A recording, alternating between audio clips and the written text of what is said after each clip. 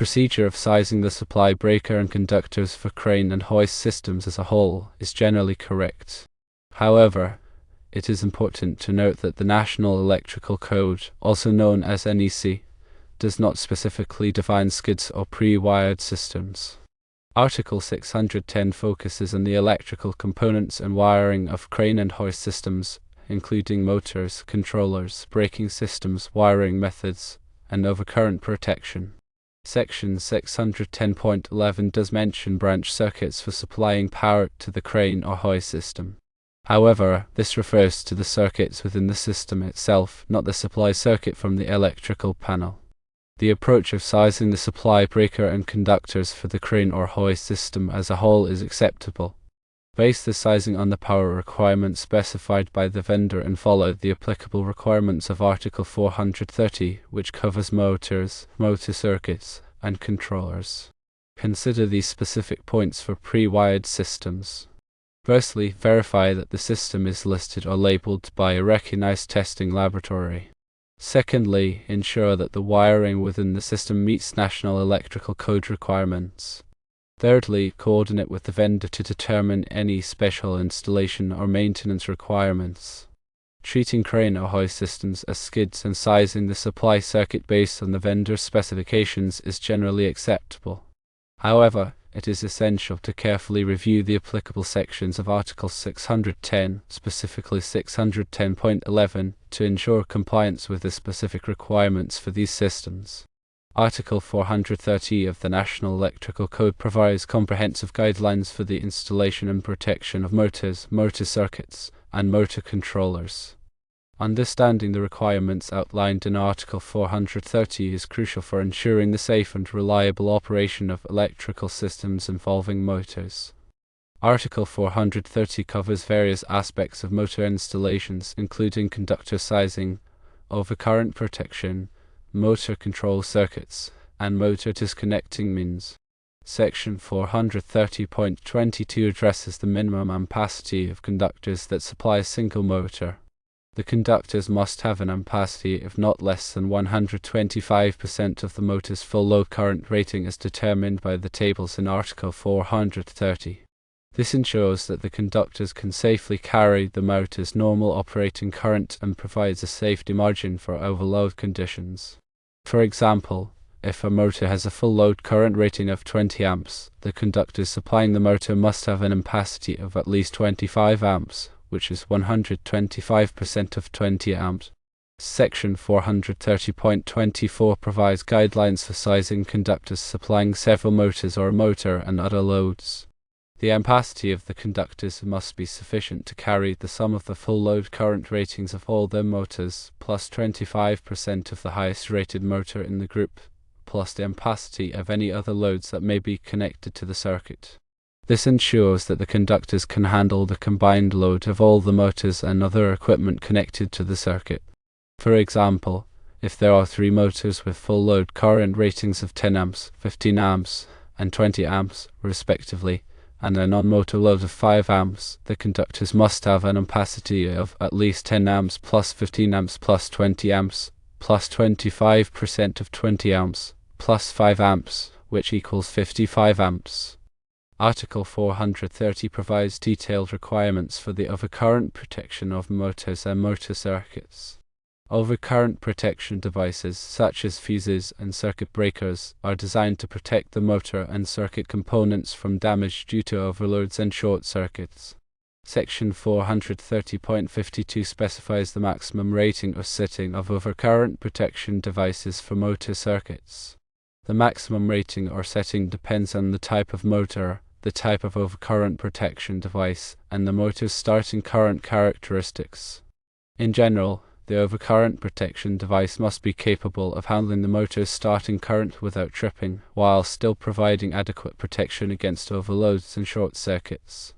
For example, for a typical motor, the maximum rating or setting of an inverse time circuit breaker is typically 250% of the motor's full load current rating. Section 430.7 provides requirements for motor nameplate information. The motor nameplate must include essential information such as the motor's full load current rating, voltage rating, horsepower rating, and service factor. This information is crucial for properly sizing conductors, selecting overcurrent protection devices, and ensuring the motor's safe and reliable operation. Article 430 also covers motor control circuits, which are the circuits that control the starting, stopping, and speed of motors. Section 430.71 addresses the overcurrent protection of motor control circuits. The overcurrent protection devices for motor control circuits must be sized to protect the control circuit conductors from overloads and short circuits. Section 430.101 specifies the requirements for motor disconnecting means. A motor disconnecting means is a switch or circuit breaker that can be used to disconnect the motor from the power supply for maintenance or emergency purposes. The disconnecting means must be readily accessible and capable of being locked in the open position. Furthermore, Article 430 includes tables that provide valuable information for selecting conductor sizes, overcurrent protection devices, and other components for motor circuits. These tables are based on the motor's full load current rating and other factors, and they simplify the process of designing and installing motor circuits. It is important to note that Article 430 is a complex and detailed article, and it is essential to consult the specific requirements for each motor installation. Always refer to the latest edition of the National Electrical Code and consult with a qualified electrical professional to ensure compliance with all applicable regulations. Proper application of Article 430 helps to ensure the safe and reliable operation of electrical systems involving motors. Article 610 of the National Electrical Code provides specific requirements for the installation and wiring of cranes and hoists. These requirements are designed to ensure the safety of personnel and equipment in industrial and commercial settings where cranes and hoists are used. Article 610 covers various aspects of crane and hoist installations, including wiring methods, overcurrent protection, grounding, and control systems. Section 610.11 addresses the wiring of cranes and hoists. The wiring methods used for cranes and hoists must be suitable for the environment in which they are installed. In general, the wiring must be enclosed in raceways or otherwise protected from physical damage. Flexible cords and cables are permitted for connecting pendant stations and other movable parts of the crane or hoist. Section 610.21 specifies the overcurrent protection requirements for crane and hoist circuits. The overcurrent protection devices must be sized to protect the conductors and equipment from overloads and short circuits. The maximum rating or setting of the overcurrent protection devices depends on the type of equipment being protected and the ampacity of the conductors. Section 610.31 provides grounding requirements for cranes and hoists. Cranes and hoists must be grounded to provide a path for fault current to return to the source, thereby reducing the risk of electric shock. The grounding conductor must be sized in accordance with the requirements of Article 250 of the National Electrical Code. Section 610.41 covers the control systems for cranes and hoists. The control systems must be designed to provide safe and reliable operation of the crane or hoist. The control systems must include features such as emergency stop buttons and overload protection to prevent accidents and equipment damage. Article 610 also addresses the use of variable frequency drives, also known as volts frequency drives, for controlling the speed of crane and hoist motors. Section 610.14 specifies the requirements for wiring and grounding variable frequency drives. Variable frequency drives can improve the efficiency and performance of crane and hoist systems, but they must be installed and wired properly to ensure safe operation. Furthermore, Article 610 includes requirements for the inspection and maintenance of cranes and hoists. Regular inspections and maintenance are essential for ensuring the continued safe operation of these systems. Inspections should include checking the wiring, overcurrent protection devices, grounding connections, and control systems. It is important to note that Article 610 is a complex and detailed article, and it is essential to consult the specific requirements for each crane and hoist installation. Always refer to the latest edition of the National Electrical Code and consult with a qualified electrical professional to ensure compliance with all applicable regulations. Proper application of Article 610 helps to ensure the safer and reliable operation of cranes and hoists. Article 250 of the National Electrical Code covers grounding and bonding requirements. Grounding and bonding are essential for electrical safety as they provide a path for fault current to return to the source, thereby reducing the risk of electric shock and fire. Article 250 covers various aspects of grounding and bonding, including grounding electrode systems, equipment grounding conductors, and bonding of metal parts. Section 250.24 addresses the grounding of alternating current systems. Alternating current systems must be grounded to a grounding electrode system, which consists of one or more grounding electrodes. Common types of grounding electrodes include ground rods, ground plates, and metal water pipes. The grounding electrode system must be installed in accordance with the requirements of Article 250 to ensure that it provides a low impedance path for fault current.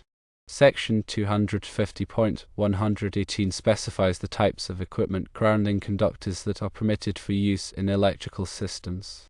Equipment grounding conductors are used to connect metal enclosures and other non-current carrying metal parts of electrical equipment to the grounding electrode system.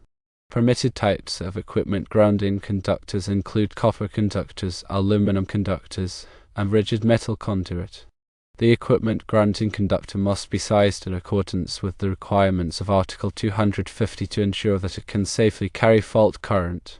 Section 250.92 covers the bonding of metal parts in electrical systems. Bonding is the process of connecting metal parts together to create a lower impedance path for fault current. Bonding is essential for preventing voltage differences between metal parts, which can create a shock hazard. Metal parts that must be bonded include metal water pipes, metal gas pipes, and metal building frames. Article 250 also addresses the grounding and bonding of sensitive electronic equipment. Sensitive electronic equipment, such as computers and medical equipment, can be susceptible to damage from voltage transients and electrical noise. Proper grounding and bonding can help to reduce the risk of damage to this type of equipment. Furthermore, Article 250 includes requirements for the identification of grounding and bonding conductors.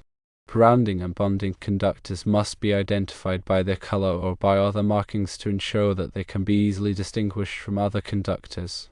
It is important to note that Article 250 is a complex and detailed article, and it is essential to consult the specific requirements for each electrical installation. Always refer to the latest edition of the National Electrical Code and consult with a qualified electrical professional to ensure compliance with all applicable regulations. Proper application of Article 250 helps to ensure the safety of electrical systems and the protection of people and property. Overcurrent protection is a critical aspect of electrical safety. Overcurrent protection devices, such as fuses and circuit breakers, are designed to protect electrical circuits and equipment from damage due to overloads and short circuits. When an overcurrent occurs, the overcurrent protection device interrupts the flow of current, thereby preventing overheating, fire, and other hazards. Overloads occur when the current in a circuit exceeds the rated ampacity of the conductors or equipment. Overloads can be caused by excessive loads being connected to the circuit, such as too many appliances plugged into a single outlet. Short circuits occur when there is a low resistance path between two conductors in a circuit. Short circuits can be caused by damaged insulation, loose connections, or other faults in the wiring. Overcurrent protection devices are designed to respond to both overloads and short circuits. Fuses are overcurrent protection devices that contain a fusible link that melts and opens the circuit when an overcurrent occurs. Fuses are typically used in applications where a high degree of protection is required, such as in motor circuits and industrial equipment. Circuit breakers are overcurrent protection devices that use a bimetallic strip or magnetic coil to trip the breaker and interrupt the circuit when an overcurrent occurs. Circuit breakers can be reset after they trip, making them a convenient choice for many applications. The selection of the appropriate overcurrent protection device depends on the specific application and the characteristics of the electrical circuit. Factors to consider include the ampacity of the circuit, the interrupting rating of the device, and the type of load being protected. The ampacity of the circuit is the maximum amount of current that the circuit can safely carry. The overcurrent protection device must have an ampacity rating that is equal to or less than the ampacity of the circuit. The interrupting rating of the overcurrent protection device is the maximum amount of fault current that the device can safely interrupt. The interrupting rating must be sufficient to handle the maximum fault current that could occur in the circuit. The type of load being protected can also affect the selection of the overcurrent protection device. For example, motor circuits typically require overcurrent protection devices that are specifically designed for motor starting currents. Proper installation and maintenance of overcurrent protection devices are essential for ensuring their reliable operation. Overcurrent protection devices must be installed in accordance with the requirements of the National Electrical Code and the manufacturer's instructions. Regular inspection should be performed to ensure that the devices are in good condition and that they are functioning properly. Overcurrent protection is a vital component of electrical safety. By providing protection against overloads and short circuits, overcurrent protection devices help to prevent electrical fires, equipment damage, and other hazards. It is important to select and install overcurrent protection devices properly and to maintain them in good condition to ensure their reliable operation. The National Electrical Code provides comprehensive requirements for overcurrent protection. Article 240 of the National Electrical Code covers overcurrent protection requirements. Article 240 provides detailed guidance on the selection, installation, and maintenance of overcurrent protection devices. It is essential to consult Article 240 when designing and installing electrical systems to ensure compliance with overcurrent protection requirements. Article 100 of the National Electrical Code provides definitions for terms used throughout the code. Understanding the definitions in Article 100 is essential for interpreting the requirements of the code correctly. Article 100 includes definitions for terms such as ampacity, overcurrent, short circuit, and grounding. Article 110 of the National Electrical Code covers general requirements for electrical installations. Article 110 includes requirements for workmanship, equipment approval, and access to electrical equipment. Article 110 also includes requirements for the identification of electrical equipment and the marking of electrical equipment. Article 200 of the National Electrical Code covers the use and identification of grounded conductors. Grounded conductors are conductors that are intentionally connected to ground. Grounded conductors are typically used to provide a return path for fault current and to reduce the risk of electric shock. Article 210 of the National Electrical Code covers branch circuits. Branch circuits are the circuits that supply power to outlets, lighting fixtures, and other equipment. Article 210 includes requirements for the number of outlets on a branch circuit, the ampacity of branch circuit conductors, and the overcurrent protection of branch circuits. Article 215 of the National Electrical Code covers feeders. Feeders are the circuits that supply power from the service equipment to the branch circuits.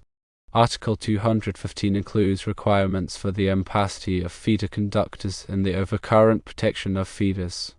Article 220 of the National Electrical Code covers branch circuit, feeder, and service calculations.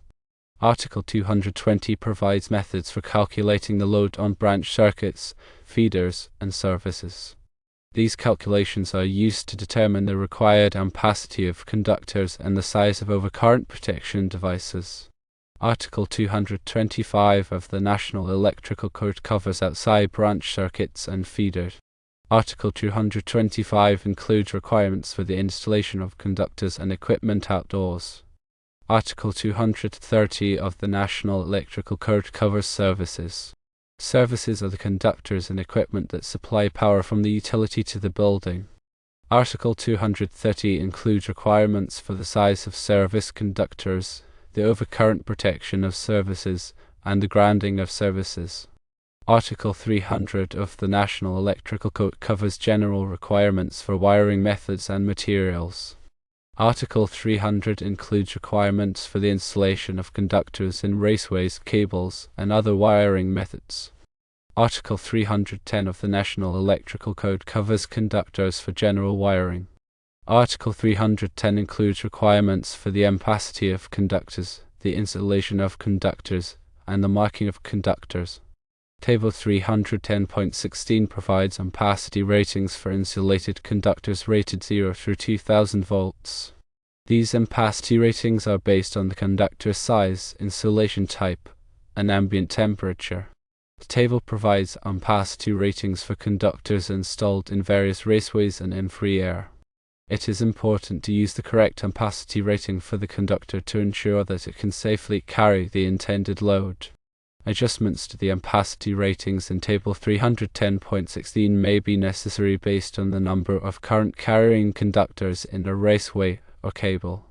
When multiple current-carrying conductors are installed in close proximity, the heat generated by the conductors can increase the temperature of the conductors, which can reduce their ampacity. Adjustment factors are provided in Article 310 to account for this effect. Correction factors may also be necessary to adjust the ampacity ratings in Table 310.16 based on the ambient temperature. When the ambient temperature is higher than the temperature on which the table is based, the ampacity of the conductor is reduced. Correction factors are provided in Article 310 to account for this effect. It is important to consult the notes to Table 310.16 for additional information and requirements related to conductor ampacity. The notes provide guidance on directing conductors, using different types of insulation, and other factors that can affect conductor ampacity. When selecting conductors for an electrical installation, it is essential to consider all of the applicable requirements in Article 310 and to use the correct ampacity ratings. This will help to ensure that the conductors can safely carry the intended load and that the electrical system is safe and reliable. The proper sizing of conductors for electrical installations is crucial for safety and performance. Undersized conductors can overheat and cause fires, while oversized conductors can be unnecessarily expensive. The National Electrical Code provides detailed guidance on conductor sizing to ensure that electrical systems are installed safely and reliably. Several factors must be considered when sizing conductors, including the ampacity of the load, the length of the conductor, the ambient temperature, and the number of conductors in a raceway or cable. The ampacity of the load is the amount of current that the conductor must be able to carry continuously. The ampacity of the load is determined by the rating of the equipment or appliances that the conductor will supply. The length of the conductor is also a factor in conductor sizing. Longer conductors have more resistance, which can cause voltage drop. Voltage drop can reduce the performance of equipment and appliances, and it can also cause overheating of the conductors. The ambient temperature is the temperature of the air surrounding the conductor. Higher ambient temperatures can reduce the ampacity of conductors. The number of conductors in a raceway or cable can also affect conductor sizing. When multiple conductors are installed in close proximity, the heat generated by the conductors can increase the temperature of the conductors, which can reduce their ampacity. The National Electrical Code provides tables and formulas for calculating the minimum size of conductors for various applications. These tables and formulas take into account the factors mentioned above, such as the ampacity of the load, the length of the conductor, the ambient temperature, and the number of conductors in a raceway or cable. When sizing conductors, it is important to consult the National Electrical Code and to follow the recommendations of a qualified electrical professional. This will help to ensure that the conductors are sized correctly and that the electrical system is safe and reliable. Voltage drop is an important consideration in electrical circuit design. Voltage drop occurs when the voltage at the end of a circuit is lower than the voltage at the source. Voltage drop can be caused by the resistance of the conductors, the length of the circuit, and the amount of current flowing through the circuit. Excessive voltage drop can cause problems with the operation of electrical equipment. For example, lights may dim, motors may run slowly, and heaters may not produce enough heat. The National Electrical Code recommends that voltage drop be limited to 3% for branch circuits and 5% for feeders. To minimize voltage drop, it is important to use conductors that are large enough to carry the intended current. It is also important to keep the length of the circuit as short as possible. The National Electrical Code provides formulas for calculating voltage drop. These formulas take into account the resistance of the conductors, the length of the circuit, and the amount of current flowing through the circuit. When designing electrical circuits, it is important to calculate the voltage drop and to take steps to minimize it. This will help to ensure that electrical equipment operates properly and that the electrical system is safe and reliable. The interrupting rating of an overcurrent protection device is the maximum amount of fault current that the device can safely interrupt without being damaged. Fault current is the current that flows through a circuit during a short circuit or ground fault. Fault current can be very high, and it can cause significant damage to electrical equipment if it is not interrupted quickly. Overcurrent protection devices, such as fuses and circuit breakers, are designed to interrupt fault current. The interrupting rating of an overcurrent protection device must be high enough to handle the maximum fault current that could occur in the circuit. If the interrupting rating of the overcurrent protection device is too low, the device may fail to interrupt the fault current, which could result in a fire or explosion. The interrupting rating of an overcurrent protection device is typically expressed in amps. The interrupting rating is marked on the device. When selecting an overcurrent protection device, it is important to consider the available fault current at the point where the device will be installed. The available fault current is the amount of fault current that could flow through the circuit at that point. The available fault current can be calculated using engineering methods. It is important to select an overcurrent protection device with an interrupting rating that is equal to or greater than the available fault current.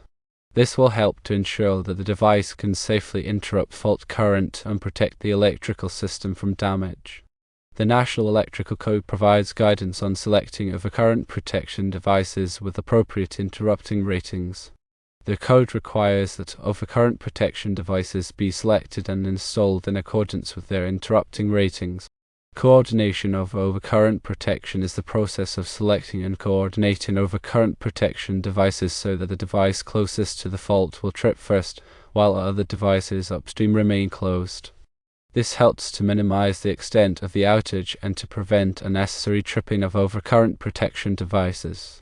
Coordination of overcurrent protection is important for ensuring the reliability and safety of electrical systems. When overcurrent protection is properly coordinated, a fault will be isolated to the smallest possible area, and the rest of the system will continue to operate normally. Coordination of overcurrent protection involves selecting overcurrent protection devices with appropriate time current characteristics. The time current characteristic of an overcurrent protection device is a graph that shows the amount of time it takes for the device to trip at different levels of overcurrent. To coordinate overcurrent protection, the time current characteristics of the overcurrent protection devices must be selected so that the device closest to the fault will trip before any of the other devices upstream. Coordination of overcurrent protection can be achieved using various methods, including time current curves, computer software, and engineering calculations. It is important to consult with a qualified electrical engineer to ensure that overcurrent protection is properly coordinated. The National Electrical Code provides guidance on coordinating overcurrent protection. The code requires that overcurrent protection be coordinated to minimize the extent of outages and to prevent unnecessary tripping of overcurrent protection devices. Ground fault protection is a type of overcurrent protection that is designed to protect people from electric shock. Ground fault protection devices, such as ground fault circuit interrupters, are designed to detect small amounts of current that are leaking to ground. If a ground fault is detected, the ground fault protection device will trip quickly, interrupting the flow of current and preventing electric shock. Ground fault protection is required in many locations, such as bathrooms, kitchens, and outdoor areas. The National Electrical Code specifies the locations where ground fault protection is required. Ground fault circuit interrupters are typically used to provide ground fault protection in residential and commercial applications. Ground fault circuit interrupters are available in various types, including receptacle type, circuit breaker type, and portable ground fault circuit interrupters. It is important to select the appropriate type of ground fault circuit interrupter for the application. Ground fault protection is an important safety feature that can help to prevent electric shock. It is important to install and maintain ground fault protection devices properly to ensure that they function correctly. Equipment grounding is the process of connecting the metal parts of electrical equipment to ground. Equipment grounding provides a path for fault current to flow back to the source, which helps to protect people from electric shock and to prevent damage to electrical equipment. When a fault occurs, the fault current will flow through the equipment grounding conductor back to the source. This will cause the overcurrent protection device to trip, interrupting the flow of current and preventing electric shock. Equipment grounding is required by the National Electrical Code. The code specifies the types of equipment that must be grounded and the methods that must be used to ground equipment. Equipment grounding conductors must be sized properly to carry the maximum fault current that could occur. Equipment grounding conductors must be connected securely to the equipment and to the grounding system. Bonding is the process of connecting metal parts together to create a low impedance path for fault current. Bonding is important for preventing voltage differences between metal parts, which can create a shock hazard. Bonding is required by the National Electrical Code. The code specifies the types of metal parts that must be bonded and the methods that must be used to bond them. Bonding conductors must be sized properly to carry the maximum fault current that could occur. Bonding conductors must be connected securely to the metal parts. The National Electrical Code provides detailed requirements for grounding and bonding. It is important to consult the National Electrical Code when designing and installing electrical systems to ensure that they are grounded and bonded properly. Proper grounding and bonding are essential for electrical safety. These practices help to protect people from electric shock and to prevent damage to electrical equipment. The goal of electrical safety is to protect people and property from the hazards associated with electricity. Electricity can be dangerous if it is not used properly. Electric shock can cause serious injury or death. Electrical fires can cause significant property damage. There are several things that can be done to improve electrical safety. These include using ground fault circuit interrupters, equipment grounding, bonding, and proper wiring practices. Ground fault circuit interrupters can help to prevent electric shock by detecting small amounts of current that are leaking to ground. Equipment grounding provides a path for fault current to flow back to the source, which helps to protect people from electric shock and to prevent damage to electrical equipment. Bonding is the process of connecting metal parts together to create a low impedance path for fault current. Proper wiring practices include using the correct size conductors, using the correct type of insulation, and making sure that all connections are tight.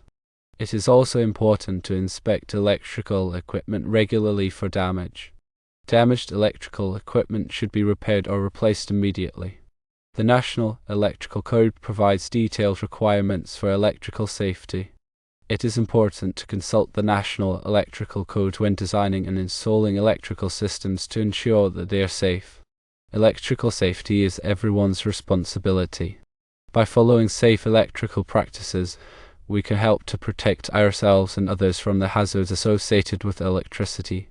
The information provided here is for general guidance only and should not be considered a substitute for professional electrical advice.